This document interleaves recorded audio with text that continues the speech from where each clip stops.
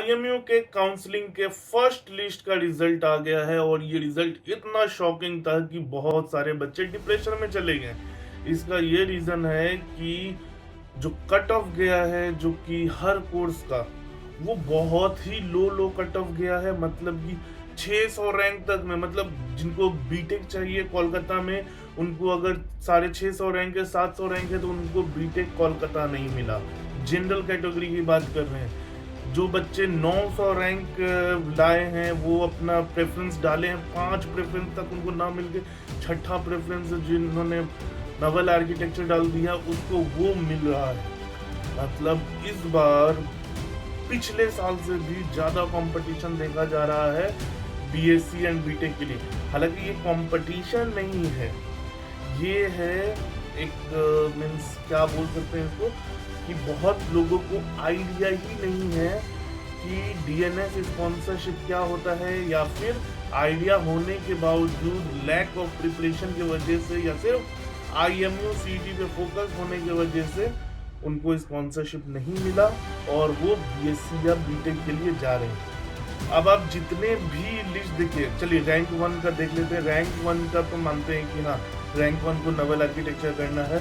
वो last year 2024 का IIT topper भी है और उसको नवल आर्किटेक्चर करना है, तो वो आईएमयू सीडी दिया और उसमें रैंक 1 लेके आ गया, तो उसका समझ में आता है। उसके बाद के रैंक्स का देखिए आप, उन लोगों को स्पॉन्सरशिप तक नहीं मिला है। हाँ रैंक 6 भी है हमारा, जो रैंक 6 है नितेश यादव, उसका रीज़न था काउंसलिंग का कि वो बैकअप के लिए कुछ रखना चाहता था, क्योंकि 7 आइलैंड क्लियर था तो कहीं ना कहीं उसको डाउट था कि क्या होगा क्या नहीं, तो इसी वजह से वो अपना बैकअप के लिए रखा था। तो वो तो देख लेते हैं, वो 7 आइलैंड चला जाएगा। बाकी के जो भी टॉपर्स आपको दिख सकते हैं, बहुत ऐसे टॉपर्स हैं जिनके पास जो बीएससी ले रहे हैं। देखिए जो बीएससी के लिए जा रहे हैं ना, जिन्होंने बीएससी के लिए काउंसलिंग किया है, तो आप ये समझ लीजिए कि या तो उनके पास नॉलेज नहीं था स्पॉन्सरशिप का, या फिर उनसे स्पॉन्सरशिप क्लियर नहीं हुआ है, या फिर उनको आइडिया ही नहीं था, जो भी चीज़ें हैं।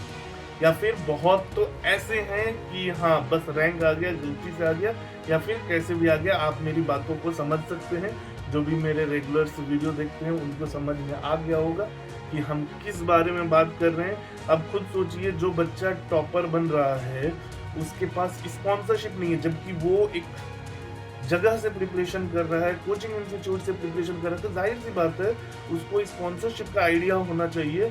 उसके पास पता होना चाहिए कि कैसे फॉर्म फिल करने हैं, कैसे क्या करना है। उससे एग्जाम्स क्लियर नहीं हो रहे हैं तो कुछ तो बात है, उनसे इंटरव्यू क्लियर नहीं हो रहा है, कुछ तो बात है कि ऐसे बच्चे को रैंक कैसे आ जा रहा है। ठीक है, अब वो सब छोड़ देते हैं, हम लोग काउंसलिंग पे आते हैं। काउंसलिंग स्टार्ट करने से पहले हम आपको बता देते हैं कि अगर आप आईएमयू सीटी या फिर स्पॉन्सरशिप की प्रिपरेशन कर रहे हैं तो आप हमारा आईएमयू मेट का बैच ज्वाइन कर सकते हैं, जिसमें हम लोग आपको पूरा का पूरा तैयारी करवाएंगे, अच्छे से तैयारी करवाएंगे, आपके सिलेक्शन के चांसेस को इंक्रीज कर देंगे। अगर आप फैब बैच के लिए जा रहे हो, आपको अगर आईएमयू काउंसलिंग में कुछ नहीं मिलता है तो आप इधर उधर भाग के कहीं एडमिशन ना लो, उससे बेटर है कि आप फैब बैच के लिए जाओ। ठीक है, चलो अब वीडियो में आते हैं। देखिए अभी बहुत ऐसे बच्चे हैं जिनको उनका प्रेफरेंस नहीं मिला है, ठीक है, और वो डाउट में है कि अब उनको क्या करना चाहिए, और उनको ये भी लग रहा है कि अगर वो 30,000 रुपये जो देते हैं सीट बुकिंग का, वो 2 जगह तो नहीं देना पड़ेगा, या फिर क्या है कैसे। तो आप मेरी बातों को अच्छे से समझ लो। अभी जैसे आपको आया है ऑप्शन कि आपको सीट बुक करना है, ठीक है, तो आप सीट बुकिंग करोगे तो उसके बाद से आपको 30,000 पे करने का ऑप्शन आएगा, और वहाँ पर एक और चीज़ रहता है कि आपको ये सीट बुक कर लेना है, कंफर्म कर देना है, या फिर आपको सीट अपग्रेड के लिए डालना है।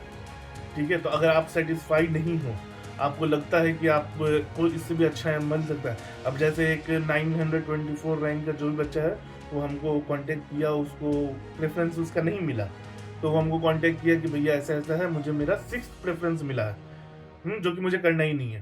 तो जाहिर सी बात है यहाँ तक जाने का चांस है, उसको बीटेक चाहिए कोलकाता के लिए, तो उम्मीद है कि 2nd लिस्ट में या फिर 3rd लिस्ट में उसको बीटेक कोलकाता मिल सकता है। लास्ट ईयर तो इतना शॉकिंग था कि हम लोगों का होश उड़ गया देख के कि 800 तक में आईएमयू कैंपसेस टीएस चाणक्य खत्म हो गया था पिछले साल। इस बार तो लगभग 550 फर्स्ट लिस्ट में है। उसके बाद से देखते हैं अभी 2nd लिस्ट और 3rd लिस्ट में क्या जाता है। अब आगे की बात पे आते हैं कि आपको अब क्या करना है। देखिए, आपको अगर फर्स्ट लिस्ट में नाम नहीं आया कोई बात नहीं, आपको सेकंड लिस्ट का वेट करना है। ठीक है, सेकंड लिस्ट में उम्मीद है क्योंकि अभी बहुत बच्चे सीट छोड़ेंगे। ठीक है, जैसे हमारा रैंक 6 ही है, वो सीट छोड़ेगा। फिर और बहुत ऐसे बच्चे हैं जिनके पास स्पॉन्सरशिप है और उनको अब सीट नहीं लेना है तो वो छोड़ देंगे, वो कुछ नहीं करेंगे। तो ये सारी सीट्स आपको मिलेंगी, अगर आपका रैंक अच्छा है तो आपको मिल सकती है। इसी वजह से अभी भी उम्मीद कायम है और आपको जो भी प्रेफरेंस मिला है आप उस पर सीट बुक करो। अगर आपको अपग्रेड करना है तो, अगर आप कुछ नहीं करोगे तो कुछ नहीं होगा, सब कुछ खत्म हो जाएगा, आपका 10,000 रिफंड भी नहीं मिलेगा। अगर आप 30,000 देते हो, सीट बुक करते हो, चांसेस रहेगा अपग्रेड करने का, बहुत चांसेस रहेगा अपग्रेड करने का। उसके बाद से आपको डॉक्यूमेंट वेरिफिकेशन के लिए जाना है। डॉक्यूमेंट वेरिफिकेशन के लिए आपको वही सेंटर पे बुलाया जा रहा है जिसके लिए अभी आप सीट बुक करोगे। तो आप जाओ डॉक्यूमेंट वेरिफिकेशन के लिए, डॉक्यूमेंट वेरिफिकेशन करो। फिर जब सेकेंड लिस्ट आएगा तो आपको दिखेगा कि आपका नाम अपग्रेड हुआ है। अगर अपग्रेड हुआ है तब आपको कोई फी पे करने की जरूरत नहीं है, कोई डॉक्यूमेंट वेरिफिकेशन की जरूरत नहीं है, सब कुछ हो चुका है। आपको बुक करना होगा, आप उसको बुक कर लोगे, आपको और अपग्रेड करना होगा, आप और अपग्रेड करोगे। तो ये सिंपल सा एक सिस्टम है जो आईएमयू की तरफ से है, आपको इसमें टेंशन लेने की जरूरत नहीं है। एक चीज हम आपको सजेस्ट करते हैं, अगर आपको कोई सीट नहीं मिलता है तो आप पैनिक होके कहीं भी एडमिशन मत ले लेना। कहीं भी एडमिशन ले लोगे आप और आपकी ज़िंदगी बर्बाद हो सकती है। इसी वजह से कोशिश करें कि अगर आपको नहीं मिलती है तब आप फेब बैच के लिए जाएं, फेब बैच के लिए अच्छे से प्रिपरेशन करें डीएनएस के लिए, और चांसेस रहेगा कि आपको स्पॉन्सरशिप मिल जाएगा। अच्छा रैंक है, अच्छे से इंटरव्यू में परफॉर्म करोगे तो ज़रूर कुछ अच्छा होगा। और अगर प्रिपरेशन करना है अच्छे से तो आ जाओ आईएमयू मेट में। आईएमयू मेट में आपको हम लोग अच्छे से फॉर्म फिलिंग से लेकर एडमिशन तक हर चीज़ के लिए गाइड करेंगे, हर चीज़ के लिए प्रिपेयर करेंगे। आप हमारा रिजल्ट पता कर सकते हो। अभी हमारा जो अगस्त बैच का रिजल्ट है, बहुत सारे सिलेक्शन हो चुके हैं। Anglo eastern fleet management, MSc में तो भर भर के सिलेक्शन हुए हैं। सिनर्जी में भी हम लोग एक्सपेक्ट कर रहे हैं 20+ सिलेक्शन, जबकि 80 बच्चे को सिलेक्ट होना है, उसमें से हम लोग एक्सपेक्ट कर रहे हैं 20+। तो इससे आप उम्मीद लगा सकते हैं कि कितना अच्छे से प्रिपरेशन होता है हमारे यहाँ।